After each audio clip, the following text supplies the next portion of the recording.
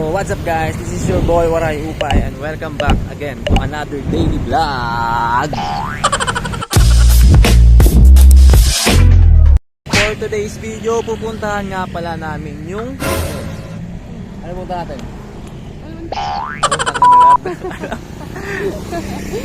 So ayan, on the spot lang namin pupuntahan yung dun sa ano ba?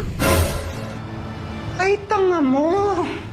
Nangihina ako sa kabobohan mo. Wala pa rin, tangina. Basta doon na lang. Hindi, gala ano yun? Gala Food Park. Gala Food Parks. Bobo ka! So ayan, hintayin na lang kami doon guys. So ayun nga guys, nasa Redemptorist na kami at sumakay na nga pala kami ng taxi. Dahil ito nga lang mas convenience sakyan kasi diretso na ito sa Gala Food Park. Pero syempre mga kawaray, kung may malaking budget naman kayo, why not mag-book na lang kayo ng family nyo ng grab car para walang hassle at susunduin pa kayo sa tapat ng bahay nyo. Pero dahil simple lang kami, nag-commute nga lang kami ng misis ko papuntang Gala Food Park. Simula po lang lupa, nag-shuttle nga kami hanggang Dr. Oy LRT Station, binayaran namin ay 30 pesos. At Dr. Station naman hanggang Redemptorist, nagbayad kami ng 50 pesos, so dalawa na rin kami dun guys. So eto naman yung taxi na medyo expensive pero kaya naman ng bulsa. Dahil no choice kasi ito lang yung masakyan, wala ng iba. So nagbayad kami dito ng 100 pesos. So total mga kawaray, gumastos nga kami dito ng 180 pesos, papunta pa lang yan. Kaya kung ako sa inyo mga kawaray, wag na kayo lumabas ng bahay kasi magastos. Aray ka! So after 5 minutes mga kawaray, nakadating na nga pala kami sa Gala Food Park at ganito kaganda yung bubungad sa'yo. Ganito nga pala entrance nila, sobrang nakaka-aesthetic tingnan at sobrang laki pa nga ng logo nila. Siguradong kita mo kahit malayo ka pa. Pumasok na nga kami dito ng misis ko dahil sobrang nako-curious na kami kung gaano kaganda ang Osaka, Japan kahit pang masa lang. So sasakay muna tayo dito ng escalator dahil na second floor pa yung pinaka main entrance ng Gala Food Park. Wala na nga pala tong entrance fee at pwede mo siyang maikot nang walang binabayaran. And yes, finally mga kawaray, nandito na nga pala tayo sa second floor. At ganito kaganda ang bubungad sa'yo na parang feeling mo nasa Osaka, Japan ka lang. Pero syempre feeling mo lang yon dahil nasa Pilipinas ka pa rin at tamad ka mag-process ng passport mo. Aray ko! Pero dahil nandito tayo sa Osaka, Japan, syempre kailangan din natin ma-experience ang kanilang traditional Japanese kimono. Pero ano nga ba ang kimono? Ang kimono ay isang traditional na damit ng mga Hapon. Ito ay isang hugisti na may malapad na manggas at sinusuot gamit ang obi o mas kilala nating malapad na sinturon. Karaniwan itong gawa sa silk at may makukulay na masaselang disenyo. Ginagamit ng kimono sa mga espesyal na okasyon tulad ng kasal, tea ceremony o festival. Sa modernong panahon, bihira na sinusuot araw-araw, maliban na lang sa mga formal na event o cultural performances. So ayun nga lang pagkakaalam ko sa kimono. So kung may mga alam kayo, comment down lang below. Wala na ang patumpik-tumpik pa at pumasok na kami at para makaikot na rin kami sa loob ng Gala Food Park. Pero syempre hindi na tayo naka-t-shirt ngayon dahil magpapanggap muna tayong Hapon. Sa mga nagtatanong kung may bayad nga pala ang kimono, ang masasagot ko lang ay wala. Dahil ang kagandahan dito, magbibigay ka lang ng isang valid ID at meron ka ng isang kimono. Pero syempre mga kawaray, dahil nakakimono tayo, kailangan natin kumain sa taas. Dahil yung resibo na pinagkainan natin, yun yung papakita natin sa baba para sa ginamit nating kimono. Sobrang nagandahan nga misis ko dito sa suot niya dahil gusto niya rin ma-experience kung paano manamit ang mga Hapones. So ayun nga guys, ano pang hinihintay natin? Tara ikutin na natin kung gaano kaganda ang Gala Food Park.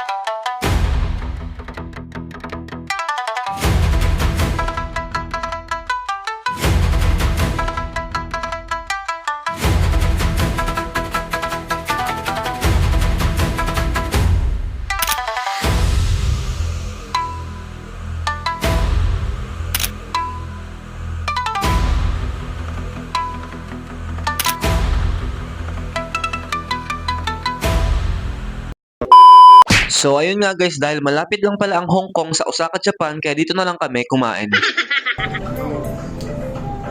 Kain muna tayo dahil hindi tayo puro Chinese. Siyempre, kutsara gagamitin natin guys.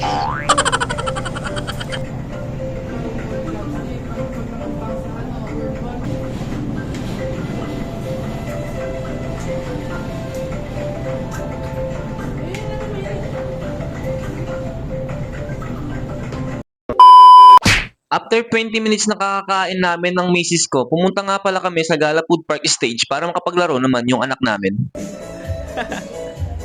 Hala.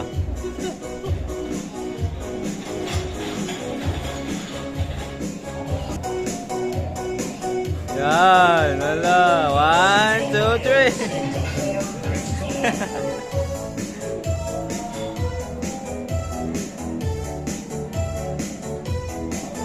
1, 2, 3. Dapat dali.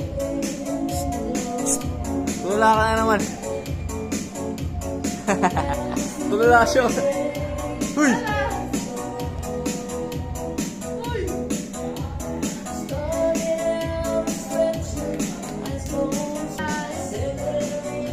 Bye-bye. Magalit. Tara na.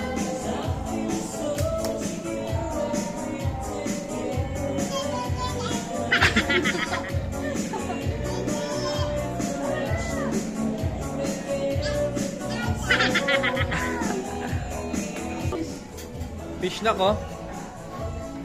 Fish yan.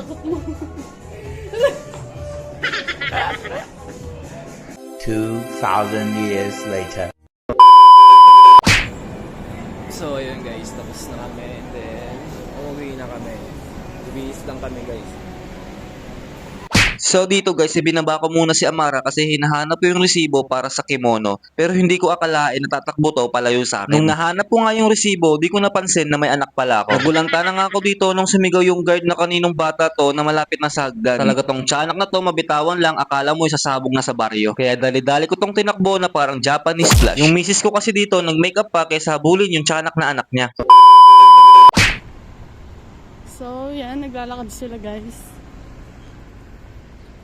Pagtapos kumain, maglakad. Tamang gawain yan. 1 hour later. So guys, dito nga pala tayo sa Starbucks dahil hindi pa to napupuntahan o natitikman ng misis ko. Pero dahil mabait ako ngayon, i-treat natin siya ng kape sa Starbucks.